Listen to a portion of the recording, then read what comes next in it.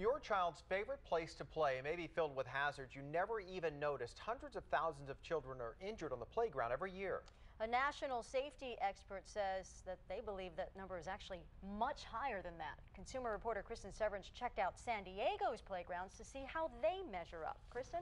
And we were the only station to get one-on-one time with this national playground safety consultant. Now, he found something wrong with every park that we took him to.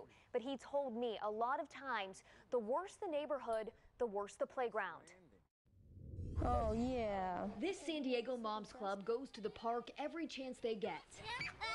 The I-Team uncovered problems at parks all over San Diego, problems that could injure your children. I asked the moms to point out what they consider to be unsafe where their children play. I don't like the fact that there's no enclosement. People's trash, stepping on things like needles or glass. They're all hidden dangers. Dr. Carl Abraham says they're just scratching the surface, literally. The ground surface is just terrible. You see how packed this is? This is unacceptable. The National Playground Safety expert says ground cover is essential in keeping your child safe. National safety standards say the material covering the ground needs to be 12 inches deep. What are they going to fall on? Nothing but a hard ground. 200,000 children are reported injured at playgrounds in the U.S. every year. Abraham has consulted on hundreds of playground injury cases. Why put in a playground for children if you don't maintain it? We took him to several parks all over San Diego to see what he'd find in all sorts of neighborhoods. First stop was a play area at Liberty Station. On the surface, it looks fine, but he found problems with some of the equipment. What we want is the bars coming down completely. So a child doesn't fall out the bottom. I think this is not a safe ladder to go up to that area and climb down. Lack of instructions for parents. There's no age designation over here. And how one piece of equipment was blocked off.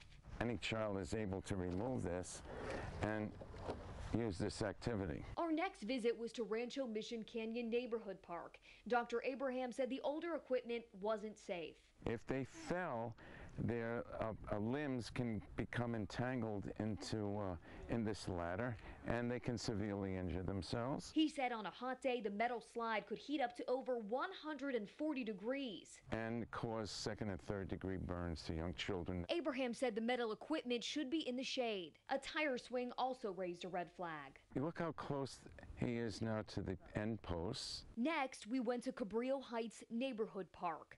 There, we found a slide blocked off with chains. It's been that way for months. And you can see the hole. He said cracked plastic at the bottom of the slide was the biggest problem there. It's not whether a park is large or small. The question is whether the park is safe or not. In San Ysidro, the equipment was older. And again, no ground cover. But Abraham told me his biggest problem, in the poorest neighborhood we went to, there's hardly anything for these kids to do. They're constantly improvising and exposing themselves to dangers that they shouldn't. Kids were turning the swings upside down so they could fit on them, or going up the slide the wrong way because of limited options here. All children should be given an equal opportunity to play in a safe environment. Now, I made a public records request for the most recent safety inspections of all those parks I went to. I'm told those inspections happen every day, but as of right now, I'm still waiting on those documents. For now, we understand that your story is already leading to some changes. Yeah, changes already. So I sat down with the director of the San Diego Parks and Recreation Department. I loaded video onto my iPad. I was able to show her really everything that we found with our expert. She told me that they take safety at these parks very seriously. Changes are already happening. I'm going to have that part of the story tomorrow at 5 right here on 10 News. Great. Definitely something parents will be interested in. Thanks, Kristen. You bet. A 10 News consumer investigation into safety at local playgrounds has prompted action. Consumer reporter Kristen Severance brought you the concerns of a national safety consultant who toured several area parks. And tonight, we hear from the city. Kristen? And Steve, you'll remember our expert had problems with old or broken equipment, lack of instructions, and ground cover at some San Diego parks. And tonight, changes have been made to improve the safety of where your children play.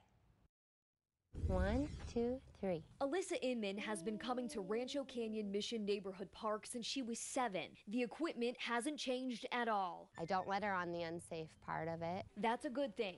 National safety consultant Dr. Carl Abraham called the park dangerous. He had a problem with a lot of things here, like the metal slide. This can get very hot and cause second and third degree burns. When we were there, the structure looked like this. Days later, this. We've barricaded those two pieces and we'll be removing them also by the end of the week.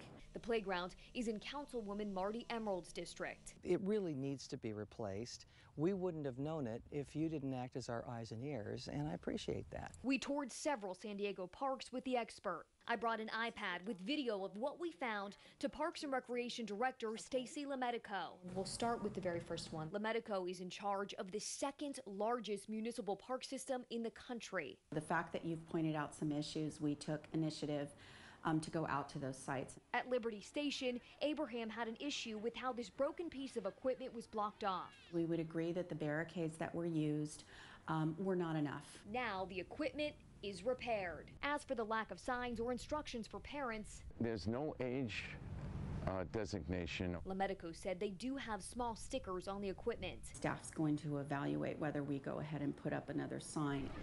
At Cabrillo Heights Neighborhood Park, we found a roped-off slide with cracked plastic at the base that had been that way for months. The cracked slide is now gone. The entire playground will be upgraded in the spring of 2013. In San Ysidro, the kids are not as lucky. There are no plans to upgrade here. Abraham had a problem with the lack of equipment in a less affluent neighborhood. This actually reflects on the economy in the area. But a nonprofit wants to partner with the city to raise money for new additions to the playground. Upgrade it and bring it into where children want to use it. I asked her how often all of the 300 parks in San Diego are inspected for safety issues and if the maintenance staff is trained on national safety standards. The on-site staff will do daily inspections. If there is anything they foresee to be a safety issue, they're to immediately barricade it and report that. With daily inspections, I wondered how the I-Team found problems at every park. Clearly, they missed them. Lemedico said the staff has an annual training session called a tailgate where they go over how to do these inspections. We need to re-emphasize the tailgate to our maintenance staff so we can reinforce the importance of those daily inspections. Inspections that directly relate to the safety of where your children play. The city's Park and Recreation Department takes safety at all our facilities, especially our playgrounds, very strongly. And Lemedico had all the supervisors go out and physically inspect every park. And they had to do that before this Friday. That's something that normally doesn't happen. It's usually left up to the staff. But she did have them go, in fact, to do that as a double check. And also that annual safety training where they go over the daily inspections. That's going to happen in early October. It's a lot of parks. If you're a parent, you have a concern about your local park, what should you do?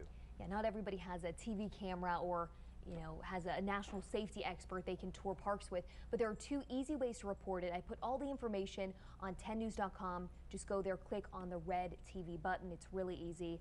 And I just pretty much laid it all out there. All right, great. Thank you, Kristen. Very good. Sure. Thanks, Kristen.